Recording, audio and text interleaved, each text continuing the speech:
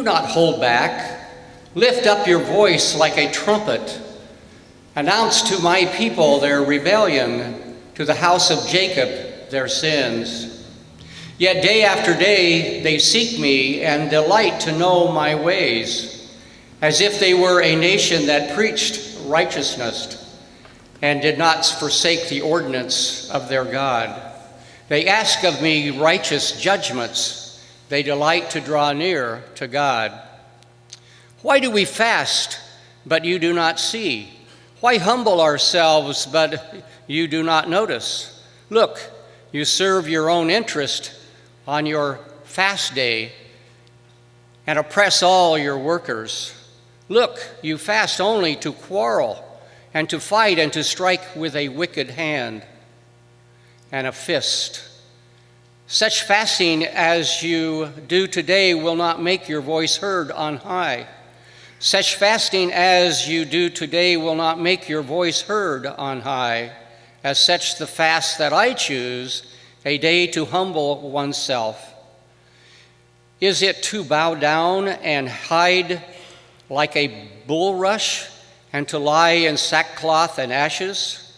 Will you call this a fast, a day acceptable to the Lord?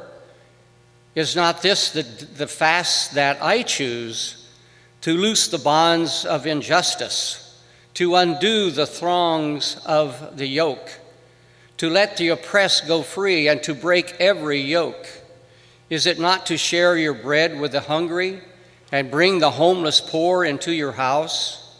When you see the naked, to cover them and not to hide yourself from your own kin? Then your light shall break forth like the dawn, and your healing shall spring up quickly. Your vindicator shall go before you. The glory of the Lord shall be your rear guard. Then you shall call, and the Lord will answer, and shall cry for help, and he will say, Here I am. This ends the reading of the words that gives us insight on God. May God grant us, through the power of the Holy Spirit, wisdom and courage for interpretation.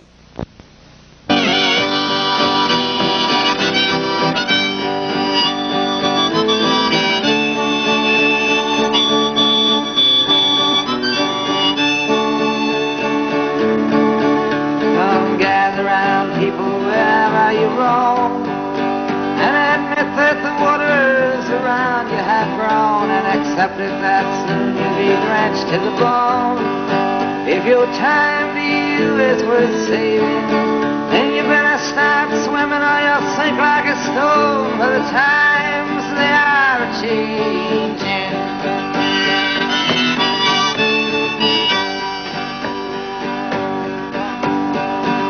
Some writers and critics, you prophesize with your pen, and keep your eyes wide, the chance won't come again. And don't speak too soon, for the wheel's still in spin, and there's no telling who that it's naming. For the loser now will be later to win, for the times they are changing. Some senators, congressmen, please heed the call. Don't stand in the doorway, don't block up the hall, for he that gets hurt will be he who is stalled. For the battle outside raging will soon shake your windows and rattle your walls, for the times they are a-changing. Our mothers and fathers throughout the land, and don't criticize what you can't understand. Your sons and your daughters are beyond your command. Your old road is rapidly aging. Please get out of the new one if you can't lend your hand, for the times they are a-changing. The line it is drawn and the curse it is cast. The slowest one now will later be fast, as the present now will later be past.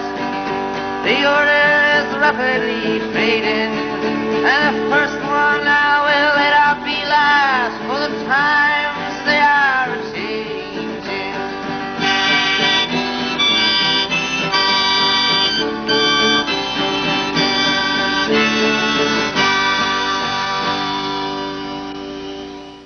Challenging God who is with us in the midst of all changing times, we ask that you might gather us in from wherever we roam, that you might help us to claim our identity as your people, to be your hands and feet out in the world. And now may the words of my mouth and the meditations of each and every one of our hearts be pleasing to you and acceptable in your sight, O God, our rock and our Redeemer. Amen.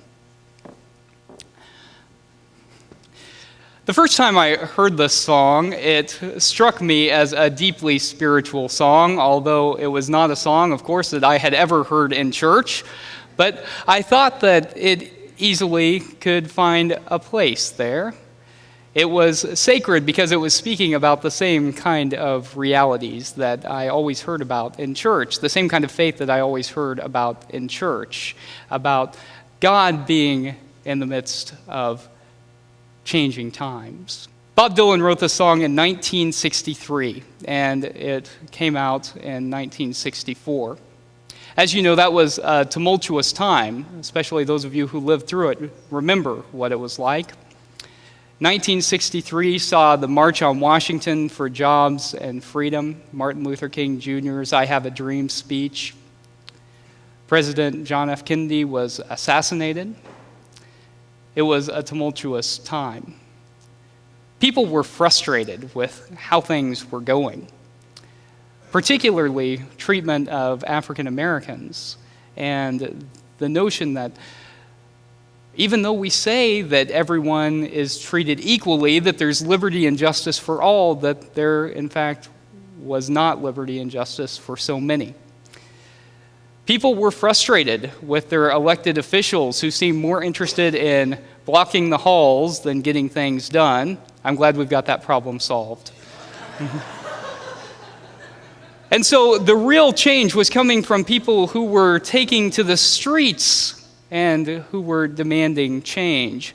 And largely people affiliated with churches, especially black churches, going out and demanding that things change in our society and in our world. This song gave a lyrical voice to a moment, a lyrical voice to a whole movement of what was going on in the country.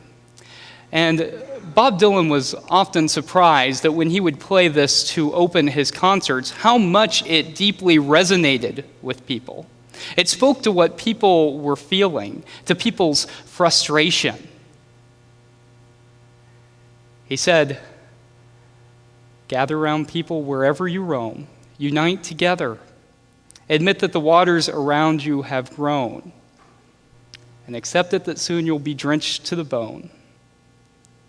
You better start swimming or you'll sink like a stone, for the times they are a-changin'." Another way to say that is, the times are changing. Make sure you're on the right side of history. Looking back, it's clear which was the right side of history and which was the wrong side. And so it was very much saying to those who weren't quite sure what they were going to do, make sure you're with it. Pay attention. Make sure that you don't miss the point of what's going on.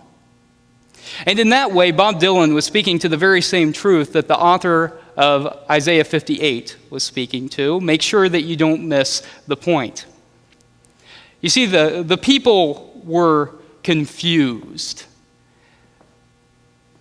They couldn't figure out why God wasn't happy with them. They said, "God, we're fasting, yet you don't see. We're humbling ourselves, yet you don't notice. Why?" And so we hear a response. Yes, you're fasting. Yes, you're humbling yourselves. You're going to the temple. You're going through the rituals. When you're mourning, you're putting on the ritual sackcloth and putting yourself in ashes. Yes, you're going through the motions of being religious. But that's not what God desired. Not being religious for religion's sake or being religious for one's own sake. Rather, what God desired wasn't fasting at all, wasn't those rituals at all. And so we hear the words of God. Is not this the fast that I choose? To loose the bonds of injustice, to undo the thongs of every yoke, to let the oppressed go free, to give bread to those who are hungry, to welcome the homeless poor into your house, to clothe those who are naked.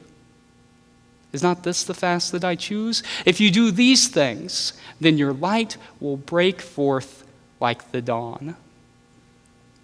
You see, people were missing the point. They were going through the motions of being religious, but not letting God's transformative power actually transform their lives. And this should probably hit home to most of American Christianity that has, for decades, really encouraged people to go through the motions of faith. Especially over the past half century or so, as American Christianity has become increasingly individualistic.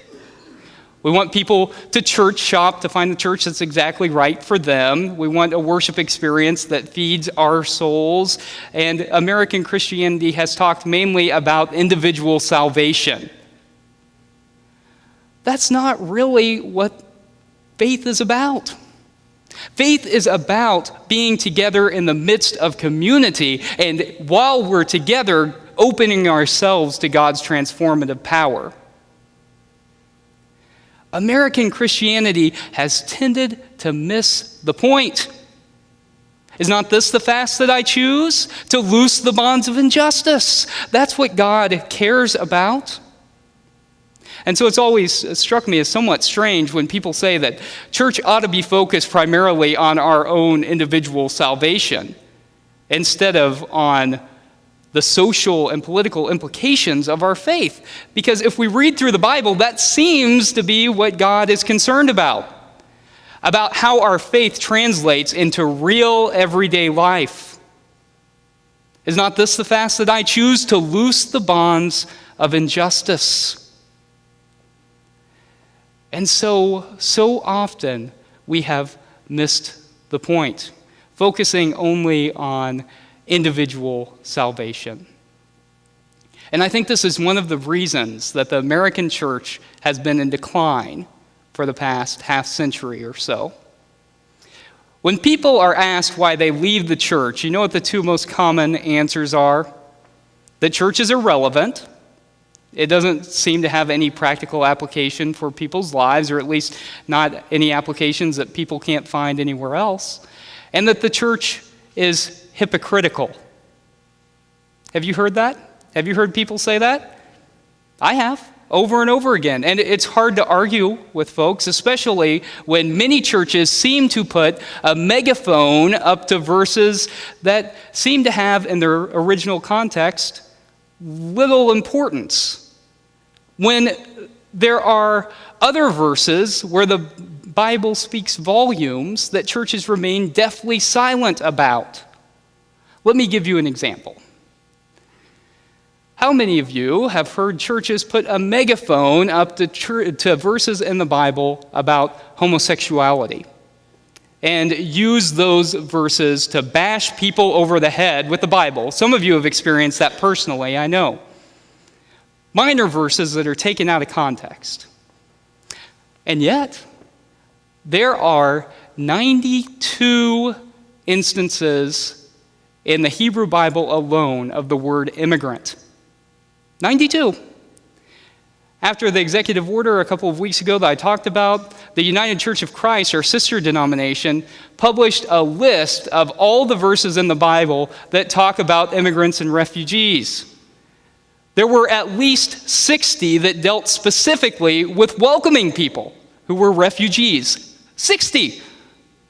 Yet how many of those same churches that put the megaphones up to verses about homosexuality aren't going to say a word about that?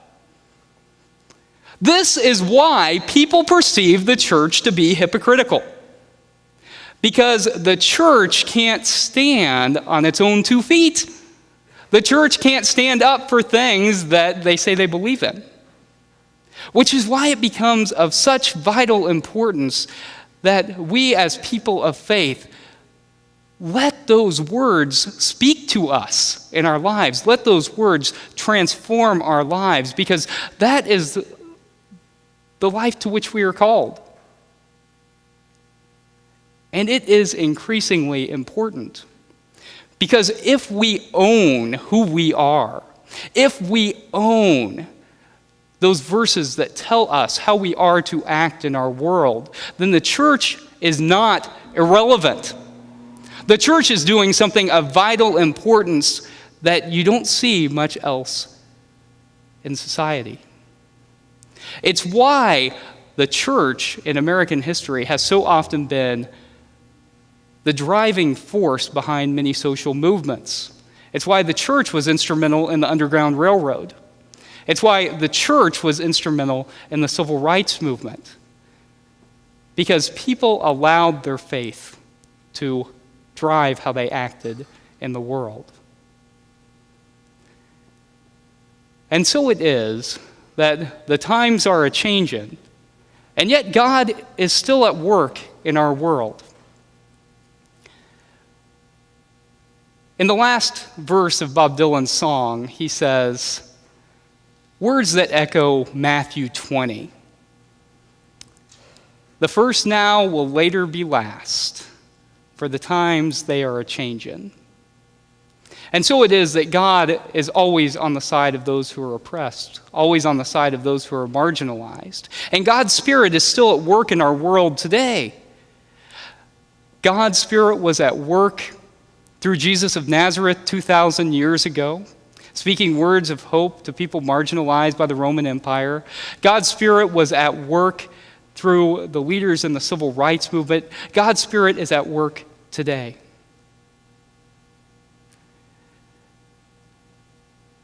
Friends, the times, they are a-changin'. The waters around us are growing, so we better start swimming before we sink like a stone, for the times, they are a-changin'. Amen.